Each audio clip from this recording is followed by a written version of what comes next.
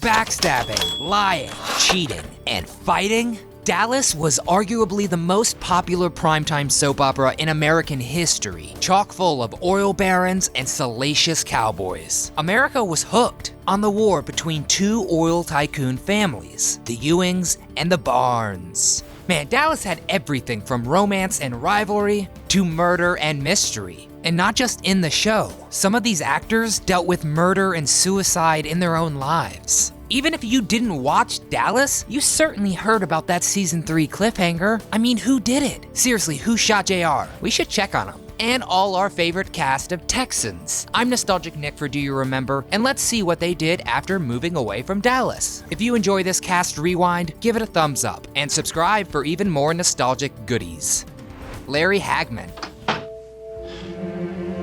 There's only room for one king of the hill around here, Catherine. Bribery, blackmail, and adultery, the best bad guy. So perfectly cast, Larry wrestled the limelight from his new sister-in-law, Victoria Principal, who originally was aimed to be the series' lead. However, producers were so impressed by Larry's immoral JR that he took the reins. Hagman splashed into success in 1965, cast as astronaut Major Tony Nelson in the huge hit I Dream of Jeannie. In 1978, Hagman was offered 2 pilot roles, one for The Waverly Wonders, starring Jets QB Joe Namath, and the other for Dallas.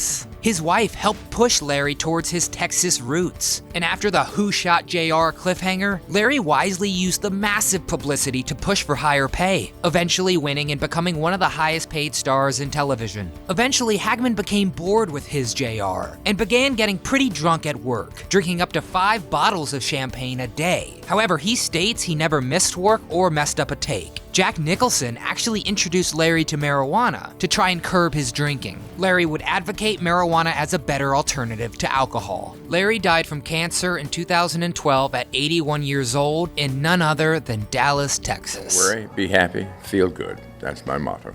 On-screen nemesis Patrick Duffy was at his bedside when he died. Ken Kercheval.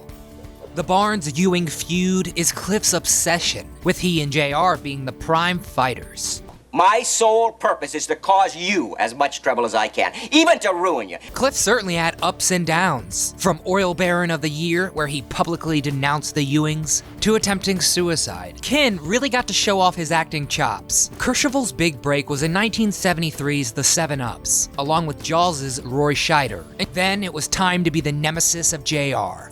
In 1991, Ken was part of the reunion movie I Still Dream of Jeannie, when ironically, Larry Hagman was not. Ken reprised his Cliff Barnes for 16 episodes of the 2012 Dallas reboot. Old fella.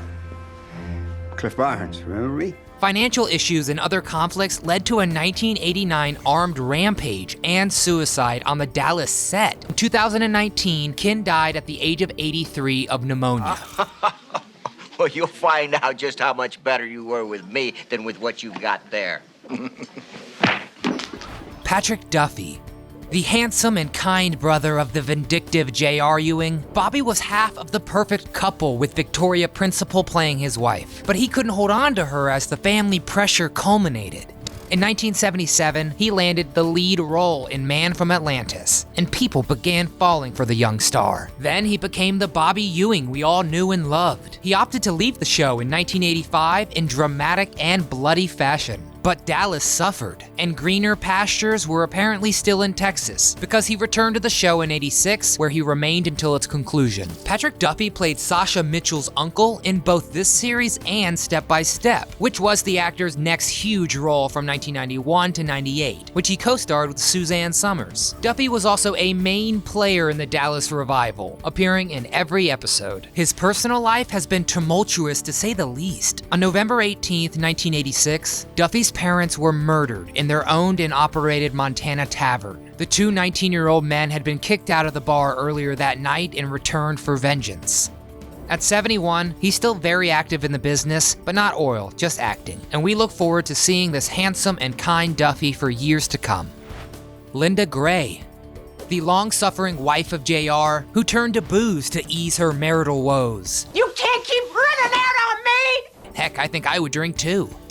maybe she shot JR. Linda Gray began modeling and commercial acting in 1963. She was in nearly 400 commercials. Then her acting career began to take off in the mid-70s, and Dallas changed everything. Gray was actually briefly fired after asking for a pay raise and requesting that she be given a chance to direct episodes just like Larry Hagman and Patrick Duffy. Thankfully, Hagman threatened to leave the show because he didn't feel that they could have JR without Sue Ellen. After Dallas, Gray played Heather Locklear's mother in several episodes of Melrose Place. And in 2001, she portrayed Mrs. Robinson in the West End theater production of The Graduate. This brought her full circle, as her legs, not Anne Bancroft's, were the ones in the famous Dustin Hoffman admiring scene for the film. Mrs. Robinson, you're trying to seduce me. At 80 years old, she is still acting and enjoying life in California with her 2 children and 2 grandsons. Barbara Bell Geddes, Miss Ellie Ewing. We loved watching the matriarch of the Ewing clan as she struggled to handle the lengthy battle between JR and Bobby for control of Ewing Oil. I always thought that no matter what happened, I'd always stand by my family. Miss Ellie was actually the last acting credit she ever had. She was creator David Jacobs' first choice for Miss Ellie, but only accepted the job because she was flat out broke after her husband's death 6 years earlier. Her first acting role was in 1947, opposite Henry Fonda in The Long Night. The following year, she was nominated for an Academy Award for the film I Remember Mama. She then starred in Hitchcock's masterpiece Vertigo in 1958. What a career! Geddes officially retired in 1990 and settled down in Maine, where she worked as an artist and children's book author. Sadly, Geddes died of lung cancer in 2005 at the age of 82. Steve Canale, Ray Krebs. The tall yet stubborn foreman was a lover of the land and animals. Come on. I'm trying to right now. Come on, hit me! Canale served in the Vietnam War as a radio operator and actually provided details to Apocalypse Now screenwriter John Milius regarding Robert Duvall's character. Canale's final acting role was in the revival of Dallas, and he's retired since then.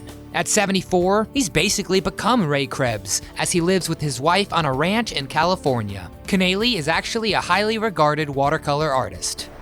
Charlene Tilton, Lucy Ewing. The sly and saucy niece of brothers JR and Bobby. At the height of her Dallas fame, she received a $50,000 salary per episode, appeared on 500 magazine covers. Oh, I don't know. I guess I'm just not ready to settle down yet. And drew 65 million viewers for her 1981 TV wedding to Mitch. Tilton also had a special friendship with Hagman, saying, quote, "To me, he will always be my Uncle Larry." At 61 years old, she's most recently been part of several Hallmark holiday movies, the next being A Welcome Home Christmas. Victoria Principal, Pamela Barnes Ewing. The poor girl stuck between both families, married to the everyman Bobby Ewing, but being born a Barnes. Talk about drama. Not for everybody. Her first role was in the 1972 film The Life and Times of Judge Roy Bean, where she got to act opposite Paul Newman, and was awarded Best Newcomer nomination at the Golden Globes. After shady representation led her to pose nude in Playboy to promote 1973's The Naked Ape, which didn't help the failed film, she became frustrated with the business and was looking at attending law school. Luckily, Aaron Spelling convinced her to be part of the pilot of Fantasy Island in '77, because the next year she booked Pam Ewing and completed this stellar cast. Her last role was returning to primetime soaps in 2000. When she appeared in another Aaron Spelling production, the short-lived NBC series Titans. At 70 years old, she is focused on her foundation, the Victoria Principal Foundation for Thoughtful Existence, as well as writing books about dieting and health. What a show! Not to mention one of the greatest theme songs of all time.